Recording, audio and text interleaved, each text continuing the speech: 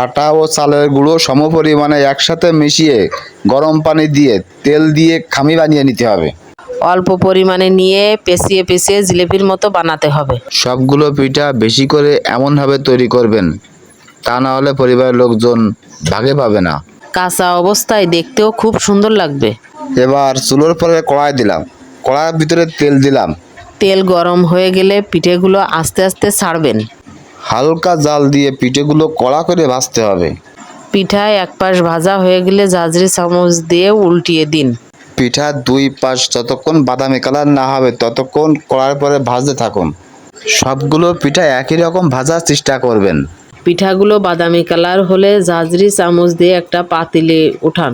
এত লোভ করেন না ভাই, লোভ করে লাভ নাই। খেতে হলে আমার বাড়ি আসা চাই। পিঠাগুলো দেখলেই মন ভরে যায়।